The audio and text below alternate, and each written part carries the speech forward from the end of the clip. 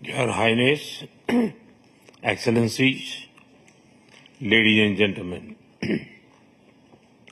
16वें BRICS summit के शानदार आयोजन के लिए मैं राष्ट्रपति पुतिन को हार्दिक बधाई देता हूं और ब्रिक्स से जुड़े नए साथियों का भी एक बार फिर से हार्दिक स्वागत करता हूं।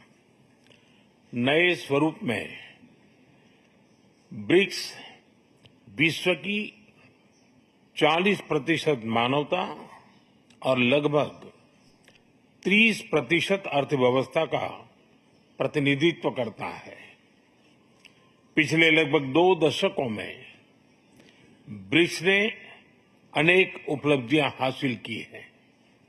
मुझे विश्वास है कि आने वाले समय में यह संगठन वैश्विक चुनौतियों का सामना करने के लिए और अधिक प्रभावी माध्यम बनकर के उभरेगा। फ्रेंड्स, मैं न्यू डेवलपमेंट बैंक के अध्यक्ष हर एक्सेलेंसी दिल्मा रूसेफ का अभिनंदन करता हूं। पिछले 10 वर्षों में यह बैंक ग्लोबल साउथ के देशों के विकास के लिए महत्वपूर्ण विकल्प के रूप में उभर रहा है। भारत के गिफ्ट सिटी के साथ साथ अफ्रीका तथा रूस में रीजनल सेंटर्स के खुलने से इस बैंक की गतिविधियों को बल मिला है और लगभग $35 बिलियन के डेवलपमेंट प्रोजेक्ट्स सैंक्शन किए गए हैं।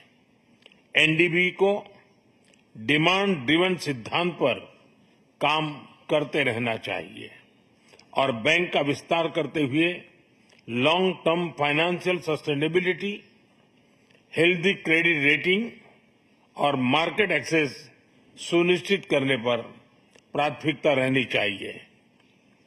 फ्रेंड्स, नए स्वरूप में ब्रिक्स $30 ट्रिलियन से भी ज्यादा बड़ी इकोनॉमी है।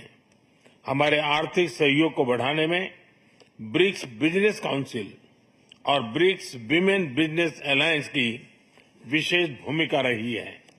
इस वर्ष ब्रिक्स के अंदर WTO reforms, trade facilitation in agriculture, resilient supply chains, e-commerce और स्पेशल इकोनॉमिक जोन को लेकर जो सहमति बनी है, उससे हमारे आर्थिक सहयोग को बल मिलेगा।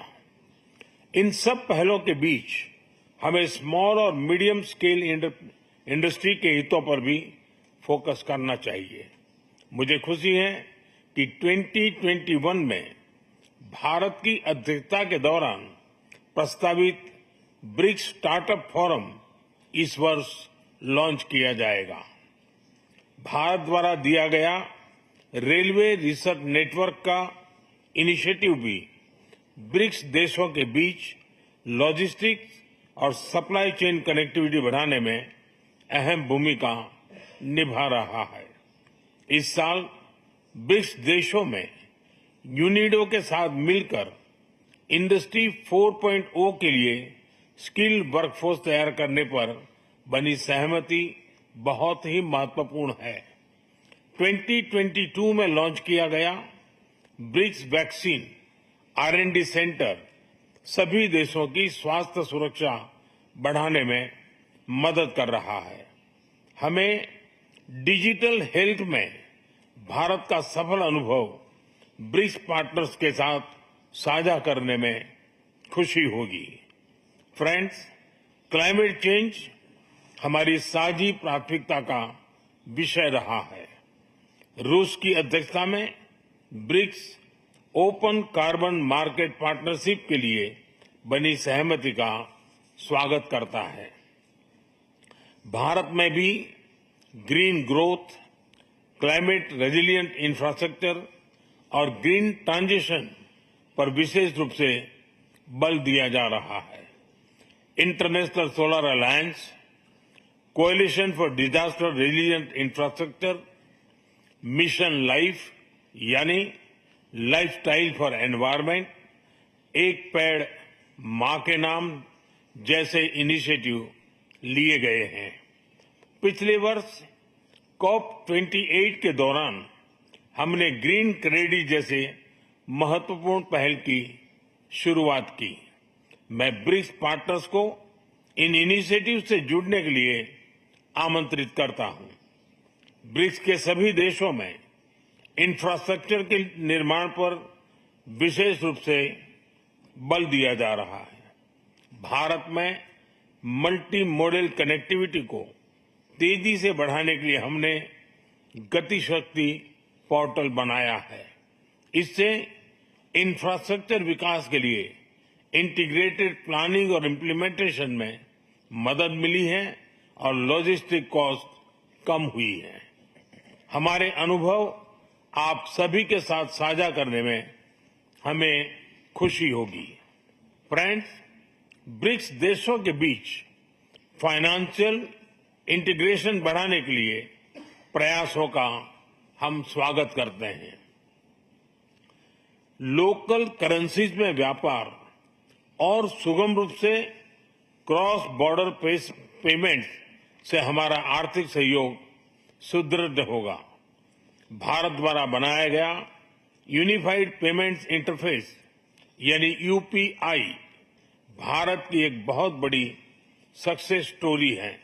इसे कई देशों में अपनाया गया है।